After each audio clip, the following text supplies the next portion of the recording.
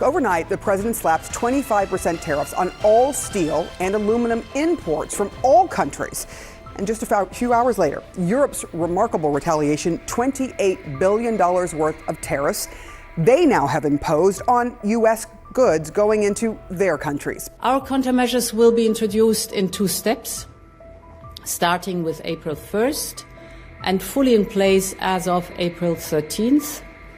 In the meantime, we will always remain open to negotiations. The U.S. thought it had the upper hand, but Europe just flipped the script. In a shocking counterstrike, the EU has unleashed billions in retaliatory tariffs targeting key American industries in response to Trump's aluminum levies. From automobiles to bourbon, no sector is safe. Is this the start of a devastating trade war that could shake global markets? And with neither side willing to back down, who will blink first? Join us today as we break it all down. But before diving in, like this video and subscribe for more insights on the latest geopolitical updates. Markets rebound as European Union retaliates against Trump tariffs. The objective is to counterbalance the increased trade value affected by the US tariffs while minimizing the impact on European businesses and consumers. After President Trump's sweeping tariffs on steel and aluminum came into force, a storm of retaliation erupted. The European Union and Canada struck back with billions of dollars in levies on American goods, sending shockwaves through global markets. Investors caught between optimism over inflation and the deepening uncertainty of a trade war saw stocks claw back some recent losses, but unease loomed. International trade tensions reached a critical level because America's closest allies implemented retaliatory trade barriers in response to Trump's tariff policy. Research from economists pointed to impending negative impacts on economic growth alongside signs that U.S. price levels would likely increase because of escalating tensions. The February inflation figures slightly missed forecasts, but prolonged economic destruction produced more worry. From Barclays Bank, it shows a typical car is 50% steel, 11% aluminum. That's part of why there are forecasts that the average price of a car sold in the U.S. could rise by thousands. Yet in the face of growing alarm, President Trump remained unwavering. His tariffs, indiscriminately targeting both allies and adversaries, had cast a shadow over the global economy, but he showed no sign of backing down. In remarks at the White House, he talked about the so-called reciprocal tariffs he planned to put on other countries in April and said of the new EU retaliation on Wednesday, "Of course I'm going to respond." The stock market recovery began because inflation data showed lower than anticipated figures, allowing investors to regain losses from previous market days. Although the S&P 500 closed with a positive 0.5% gain, ongoing trade tensions and economic uncertainty persisted as investors and national leaders remained deeply concerned. New trade restrictions from the Canadian government became active just hours after President Trump's metal tariffs were applied. The government launched another series of retaliatory tariffs amounting to $20 billion against U.S. imports, intensifying the economic dispute since the initial trade measures. The steel and aluminum restrictions served as the main targets of the measures, which expanded their impact to include various other goods, including steel instruments, computers, sporting equipment, cast iron, and other products. These levies stacked atop the 25% tariffs Ottawa had already unleashed earlier in response to Trump's first round of economic aggression. Doing what they should be doing, perhaps, for the European Union, but it does create ill will. And as you know, we're going to be doing reciprocal tariffs, so whatever they charge us would. Canada's Finance Minister Dominic LeBlanc was firm. If Washington escalated, Ottawa would strike back. Meanwhile, the EU hit back too, announcing up to $28 billion in tariffs on U.S. goods starting April 1st, closely matching the $26 billion imposed by the U.S. Despite tensions, European leaders left room for talks. Jobs are at stake, prices are rising. Who benefits from this? Questioned European Commission President Ursula von der Leyen, highlighting the risks of a full-blown trade war. Obviously, like everybody else, I'm disappointed to see global tariffs in relation to steel and aluminium. But we will take a pragmatic approach. We are, as he knows, negotiating an economic deal which covers and will include tariffs if we succeed. Trump's 25% tariffs on steel and aluminum won support from some U.S. producers. Still, they threatened industries like auto manufacturing and construction. Higher metal prices loomed, sparking fears of an economic slowdown. The global backlash was swift. Just last week, Trump expanded his trade fight to Canada, Mexico, and China. Yet, in a rapid reversal, he partially walked back some of these measures. While most affected nations pledged to strike back, Mexico and Brazil held their fire. Mexican President Claudia Sheinbaum signaled a calculated approach, stating that her administration would decide on April 2nd whether to impose countermeasures. "We have a plan," she assured her people, leaving the door open for future action. China did not directly address the latest U.S. tariffs. However, its foreign ministry spokeswoman said the government would take firm measures to safeguard its interests. With the latest tariffs now in effect, the repercussions are set to ripple across entire continents. Who will feel the heat first? The world's top metal suppliers. Canada, the single largest exporter of steel and aluminum to the United States, finds itself at the center of this economic storm. Meanwhile, other key players, Brazil, Mexico, South Korea, and Vietnam, brace for impact as steel shipments face heavier restrictions. And what about aluminum? The United Arab Emirates, Russia, and China stand among the primary sources, now caught in Washington's tightening grip. Even Germany, Europe's industrial powerhouse, watches nervously as its steel sector faces growing uncertainty. Steel and aluminum tariffs that President Trump put in place. Now, you see markets there digesting that picture, down slightly, but at the same time, we are getting good consumer news here in the U.S. Just yesterday, consumer prices fell, and today we got producer prices. That's what producers pay, businesses pay for wholesale. Surprisingly, not all of America's closest allies are rushing to retaliate. Is this strategic patience or economic self-preservation? Britain has chosen to hold back, with Prime Minister Keir Starmer prioritizing a long-term trade deal with the U.S. over immediate countermeasures. Meanwhile, Australia's Prime Minister Anthony Albanese has taken a similar stance, warning that reciprocal tariffs could ultimately hurt Australian consumers. But how long can these nations remain neutral while others prepare for battle? Wall Street is riding a roller coaster of uncertainty. On Wednesday, U.S. stocks climbed, but will this fragile recovery hold? The markets have been whipsawing all week, leaving investors on edge. Major automakers, including Ford and Stellantis, have taken a hit, their shares tumbling as fears mount over rising production costs. Meanwhile, Asia's stock markets barely stabilized, and in Australia, the financial sector reeled for a second straight day. As if the current tariffs weren't enough, President Trump has hinted at more. Could this trade war escalate even further? He has openly threatened to slap penalties on foreign cars and crack down on what he calls unfair economic relationships. But on Wednesday, he took it a step further. In some cases, he admitted the new tariffs might go a little beyond reciprocal. His reasoning? Because we've been abused for a long time as a country, he declared. We will be abused no longer. Bad for business, worse for consumers. Unfortunately, tariffs came back overnight. The President of the United States signed a proclamation imposing 25% tariffs on all steel and aluminium imports into the U.S. as from 12th of March. He has also announced reciprocal tariffs on other products coming this week. We deeply regret these decisions and announcements. The EU sees no justification for the imposition of tariffs on our exports, which is economically counterproductive, especially given the deeply integrated production chains established through our extensive transatlantic trade and investment ties. Tariffs are taxes, bad for businesses, worse for consumers. And by imposing tariffs, the US will be taxing its own citizens, raising costs for its own business and fueling inflation. In addition, tariffs are not only harmful for the trading partners directly involved, but also risk having disruptive effects for many others, as well as the global trading system as a whole. Put simply, it is a lose-lose scenario. Engaging with our partners and addressing the tensions and frictions, and we are currently assessing the scope of the measures announced overnight and will be responding in firm and a proportionate way by countermeasures. We will act to safeguard our economic interests, We will protect our workers, businesses and consumers. This is the way to protect European interest, but it is not our preferred scenario.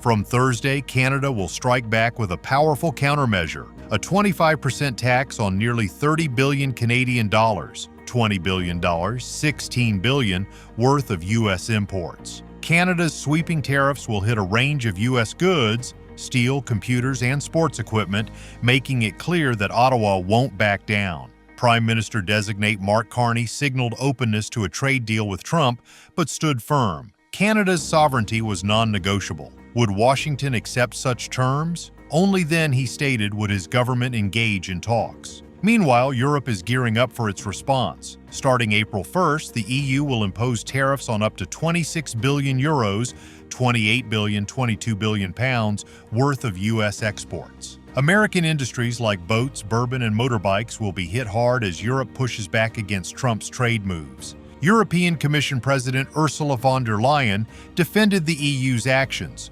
calling them strong but proportionate. Yet, even as Europe flexed its economic muscle, she extended an olive branch, insisting that the EU remained ready to engage in a meaningful dialogue.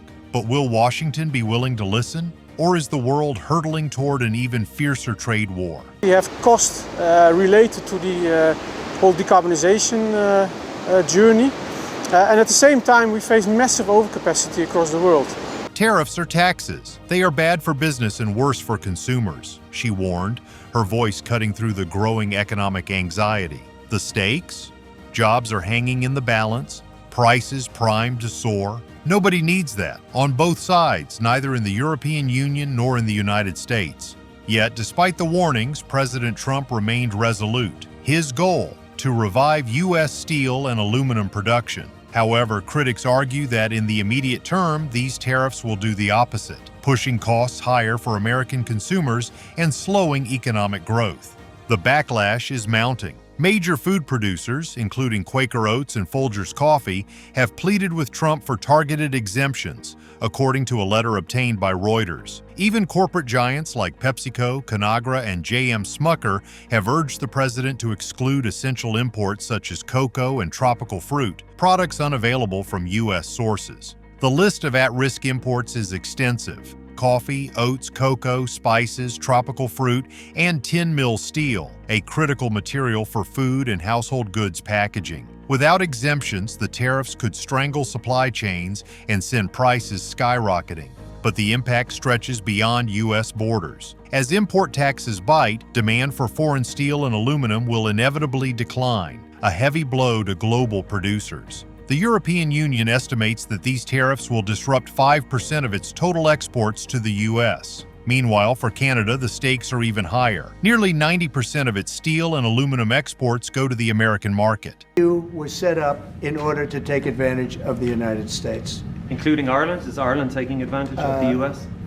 Investors remain on high alert. After 2 days of sharp losses, U.S. markets delivered a mixed response on Wednesday. The Dow slipped 0.2%, the S&P 500 clawed back nearly 0.5%, and the Nasdaq surged 1.2%. But can this fragile rebound last amid deepening trade tensions?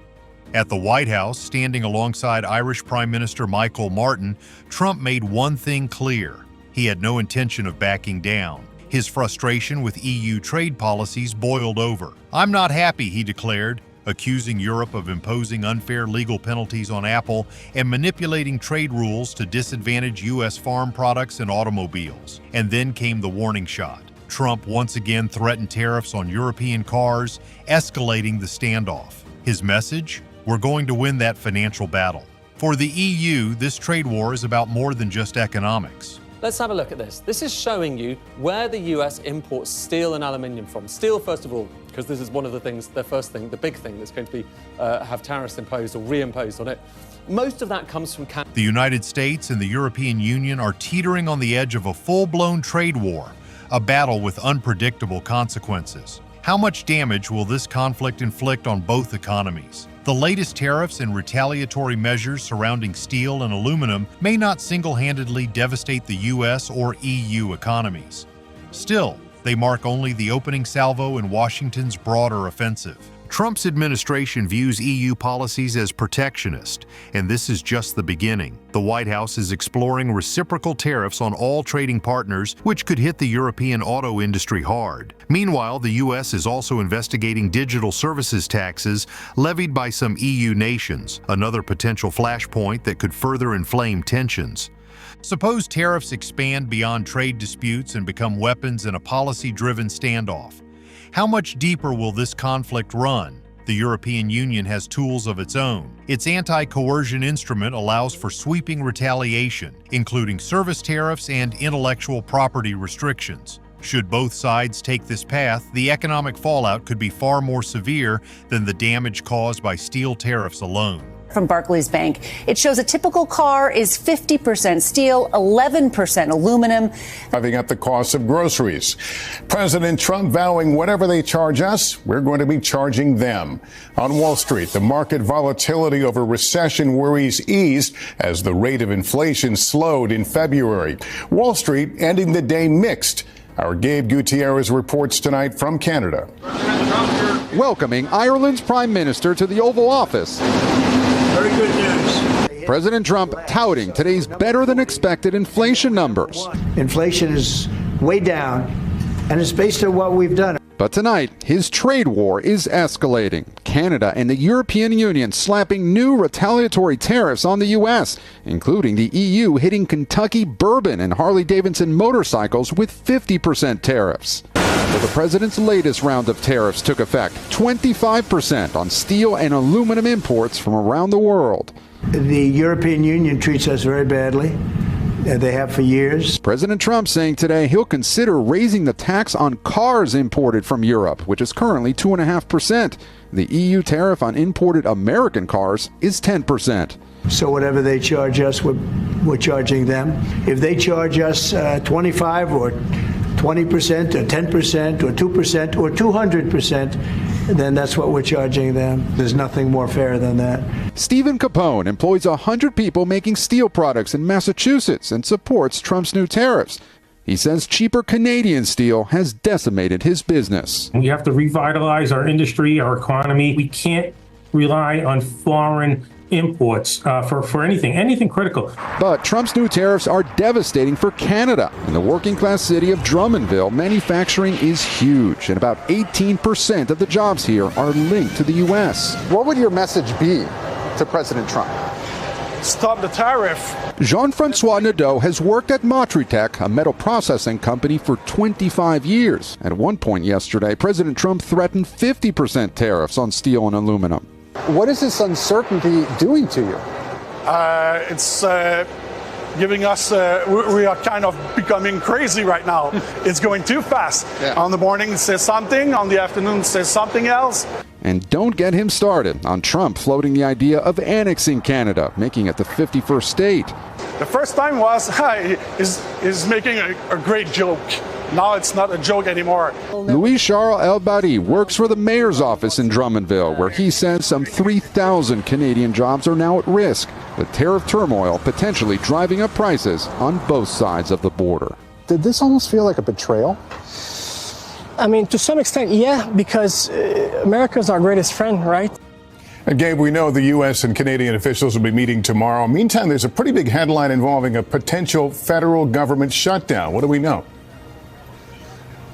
That's right, Lester. Senate Republicans need at least 7 Democrats to support their funding bill to keep the government open. But tonight, top Democrat Chuck Schumer just said the GOP does not have the votes, indicating Democrats are prepared to block the Republican bill with the deadline on Friday.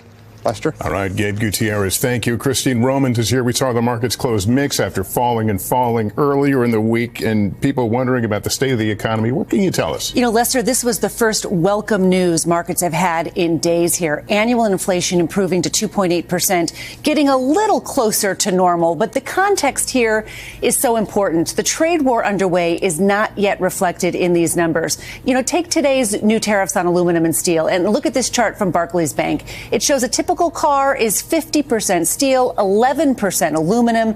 That's part of why there are forecasts that the average price of a car sold in the U.S. could rise by thousands of dollars. So while Wall Street seemed to calm down a little today, given that the president has promised more tariffs to start just weeks from now, it's the months ahead that could see some real changes in the prices people pay. It's going to be a while before we see how. For the European Union, this battle is not just about trade, but institutional recognition and political standing. Trump has long expressed his disdain for the EU, and tensions have only worsened. European lawmakers have even walked away from meetings with Republican legislators convinced that the U.S. sees Europe not as an ally, but as an adversary. There is no scheduled meeting between Trump and European Commission President Ursula von der Leyen, leaving the EU in a tough position. Could its retaliation be a strategic move to force Trump into direct negotiations? If so, backing down will not be an easy option for Brussels. A ceasefire may depend on how much economic pain both sides can endure. Europe's sluggish economy has struggled with competitiveness. At the same time, in the U.S., inflation is a top concern for voters, a problem that tariffs are likely to worsen. Meanwhile, Wall Street jitters and market declines threaten one of Trump's key economic success metrics. Neither side can afford an endless battle. When the moment comes for a deal, Washington and Brussels will need a way to save face. The EU already has a proposal on the table that includes reductions in car tariffs and increased purchases of U.S. liquefied natural gas and defense equipment. But will that be enough to satisfy Trump? Resolving digital services taxes may also be crucial. Still, many in the EU will resist concessions to their digital laws. Still, if a deal comes with formal recognition of the EU's economic role, it could lay the foundation for a settlement. Economies are on the line, industries are feeling the pressure, and consumers could soon bear the cost. Will both sides find an off-ramp before this trade war spirals out of control, or are we headed for an even bigger showdown? Let us know your thoughts in the comments. If you enjoyed this video, don't forget to like and subscribe.